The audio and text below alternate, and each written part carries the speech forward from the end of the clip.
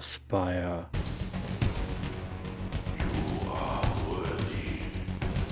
Hello everyone, BORG Dexter here, and in this video I'm gonna be reviewing the remaster of the 1999 video game Legacy of Kain Soul Reaver, made by Crystal Dynamics at the time.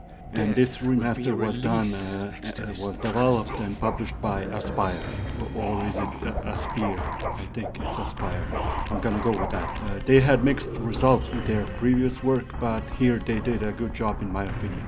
But I'll get to that in time. I must say that I highly regret that this was a remaster and not a remake, and I fear that this game will not sell enough to warrant the remasters/remakes of the other games in the franchise, or even potentially a new game, which I would love to see, and I will get into the reasons of why I think that later. As far as my history with the franchise goes, I have played Legacy of Kain Soul Reaver, Soul Reaver 2, and a bit of Blood Omen 2. I've never played Legacy of Kain Defiance. I have played the first Blood Omen, and I never finished any of these games. In this video I will not be comparing this remaster to the original, in part because I have not finished even one of the games in the franchise, and I don't remember much of it, since I was a snot-nosed brat when I played them in the ye old times of the 90s. Before I get to the actual game itself, I must praise the abundant and very fleshed out bonus content section of this remaster. Here a treasure trove of all kind of game related content can be found. This includes an OST of both games, a gallery with fan art, cosplay, concept art, and etc. Then there's an overview of the amazing voice acting talent of the game, which lists all of the voice actors of the game, and that includes their pics, a short bio, their previous work, and the work they did in the actual games, Soul Reaver 1 and Soul Reaver 2 to be precise, for each voice actor. This list also includes the casting director and the recording director. There also exists a detailed and exhaustive timeline and an overview of the general lore. Be warned though, this does contain potential spoilers, so be aware and read with care. Hey, that even rhymes. There is plenty more of content that is even more interesting, which I will not go into here. Suffice to say, this is a great bonus, and the devs must be commended for the effort put in there. Okay, on to the game itself now, namely Legacy of Kain Soul Reaver 1 Remaster, and a bit about the story first. You assume the role of Raziel, one of the vampiric lieutenants of Kain, the oldest and the leader of a huge vampiric empire. Kain, who was once human, sits upon a throne of 9 pillars of Nazgûl, the literal pillars of the Empire, so to speak. Raziel stands before Kain and shows his latest step of evolution, which includes the addition of badass wings. Since Kain always had the honor and prerogative to evolve first, followed by his other lieutenants, in an apparent act of jealousy he tears off Raziel's wings and orders the others to cast him into the vortex, causing indescribable pain and agony, along the unfortunate side effect of being unalive. After some time has passed, Raziel awakes to find himself inhabiting a hideous corpse and curses his fate. He was brought to life of sorts by a many-eyed tentacle being called the Elder God, which claims that it controls the wheel of fate and maintains balance in the world by, for lack of a better word, processing the souls of the dead, and since vampires are immortal, their souls cannot course within the wheel of fate, thereby disturbing this delicate balance and plunging the world into chaos. He offers Raziel vengeance for the injustice done to him by Kain and his lieutenants, and acts as a guide. Here, Raziel's quest of vengeance begins.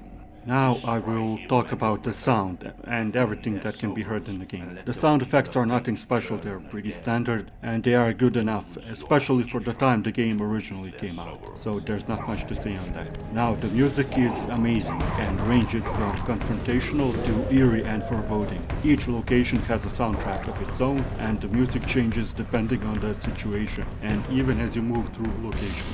Amazing soundtrack throughout.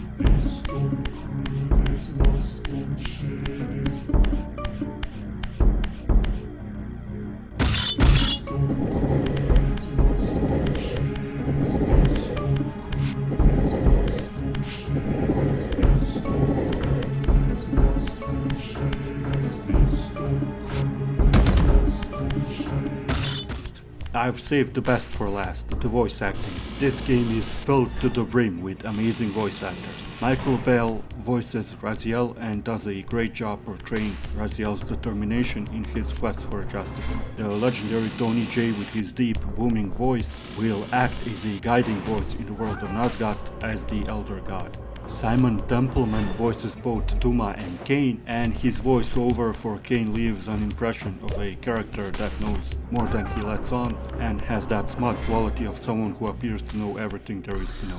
Other actors do great work as well. There really is no one that stands out for being bad and incompetent. Kain! The abyss has been unkind. I am your creation. Now, as before, you criticize your own work. What have you done with my clan, degenerate? You have no right. What I have made, I can also destroy, child. Damn you, Kain! You are not God! This act of genocide is unconscionable! Conscience? You dare to speak to me of conscience? Only when you have felt the full gravity of choice should you dare question my judgment.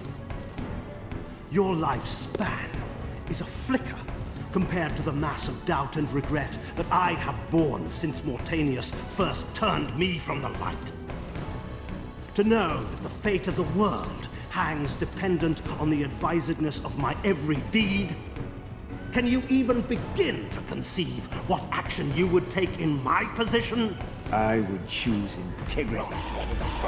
Fun fact, most of the cast of the Metal Gear series at the time was considered for being hired for this game, and there are even takes of them for various characters in the bonus section of the game. I do think the devs made a good choice back then not picking them. As much as I love the game and the voice actors, the Metal Gear voice actors meaning, I think the devs made a good choice not picking them for this game. Okay, on to the looks of the game. The graphical update is noticeable, not only in the look of the characters and the surroundings, the lighting is also much better. There really isn't not much else to say here. It runs smoothly and at 60 FPS, even though the recording I have is at 30 FPS, so bear that in mind as you watch this. Now, the most negative aspect of the game. The gameplay. That is not to say that every aspect of the gameplay is bad, no. But the biggest problem is the gameplay is kind of archaic and, unlike most other aspects of the game, has not aged well. Generally speaking, the gameplay is divided between combat and solving puzzles. The combat is not really developed and fleshed out. It mostly consists of dodging and hitting your enemies with various weapons, and there are various enemies, but they present no variance in their actual moves, by the way. And after you hit the enemies a few times, you then stun them. When enemies are stunned, you can impale them, throw them into water, off a cliff or on spikes, or throw them into sunlight, which burns them. While the enemies themselves vary in appearance, they all act exactly the same, like I said, leading to combat getting still rather quickly. There are also magic attacks, or glyphs as they are called, and these are more interesting and sometimes can be really powerful, capable of clearing the whole area of enemies. These are completely missable, by the way, which I do not mind that at all. I love that design philosophy. When you are not fighting, you will be solving puzzles, which usually means moving boxes. Lots and lots of boxes. I must say that they are inventive with these box puzzles, however. Sometimes you need to assemble a mosaic or a picture, other times you need to arrange boxes with holes in them to create a pipe for water to flow. You will need to stack boxes, flip them, etc. Towards the end you will even encounter colored boxes in which you will need to combine two colors to get the third needed color. There is the occasional puzzle where you will need to travel to a certain point in a set amount of time or use the powers you gain from defeating boss fights, but the overabundance of box puzzles leaves a bitter taste in the mouth. Another aspect of the gameplay is the occasional platforming, which when combined with the erratic camera leads to clunky and frustrating gameplay. The boss fights though are for the most part good, and you will need to find how to beat each boss as regular attacks are ineffective, with some really original and innovative ways to beat certain bosses never before seen at that time. With regards to this, it is a damn shame that when you fight Kain, the main villain of the game, you only need to hit him 3 times to beat him, and that's it. that's laughable and for shame. I would like to dedicate a few words to the exceptional optional content in the game. And by that I do not mean the bonus content in the main menu. I have already mentioned the magics or glyphs that you can discover in many tucked away corners of Nazgûl. There are also entire regions of the game that are missable, and you can even ally yourself with one faction in the game without the game ever hinting it in any manner. In order to find secrets and glyphs, it requires a lot of backtracking each time you gain a new ability, enabling you to access previously inaccessible areas. There are also health and mana upgrades scattered about, which I have never strived to collect too much, since there are many MP points, so to speak, all about, and that itself only sets you back a bit. Namely, it leads you back to the spectral realm, and only if your HP reaches 0 in this realm, you will be sent back to the beginning of the game. But then you can use the fast travel gates to get relatively close to your point of demise. Right, realms. You can switch to the spectral realm at any time and switch back to the physical one at certain portals. This aspect of the game is integral to the gameplay itself, as switching between the realms literally changes the world around you, and some abilities are only usable in specific realms. This leads to some interesting traversal and puzzles. I was also surprised to see there is a day-night cycle, which was not present in the original, which is very cool to see, but I must say that often I found myself stumbling in pitch black darkness and I could barely see anything. They could tone that down a bit. I feel like the game would benefit greatly from a few small quality of life improvements. Maybe make Raziel move the boxes faster, since that's what we're doing most of the time. Make the controls a bit less clunky and fix the camera, don't let it be so erratic. Since this is a remaster, not a remake, I did not expect a complete rework of the gameplay systems, but some quality of life changes in the gameplay itself would be nice. There are, however, some more changes here, like the addition of a compass and a map. The map itself is not so useful for navigation, the compass is more useful in that manner, but the map is very useful for tracking progress of various collectibles and the locations that are yet undiscovered, so these changes are very welcome. I must admit that I fear for the sales of this game and consequentially the future of any potential upcoming plans for other remasters or even new games, which I would love to see. That's why I said that I wish that this was a remake and not a mere remaster. I'm not sure it's gonna be able to stand the test of time. Even though they did do a good job remastering this game, the base of the game on which everything is built is, I fear, too clunky and annoying for today's time. I sincerely hope that I'm wrong here and that the game will do well enough that it will, in the eyes of those who make decisions, warrant further work on the franchise. So, to summarize, the game has an amazing soundtrack and voice acting, the graphical update is noticeable and very welcome, the story is interesting and has twists and turns that keep it interesting, and there are a few examples of innovative and interesting puzzles, and the boss battles are interesting enough for most of the time.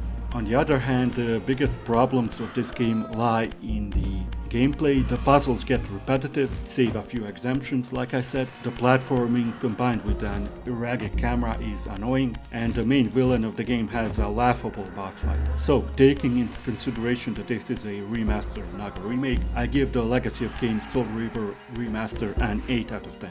Okay people, that's gonna be it for this video. If you liked it, give it a thumbs up. If you didn't, give it a thumbs down, and let me know down in the comments below, do you agree with me? And if you have anything to add, please feel free to write it down. Until next time, see ya.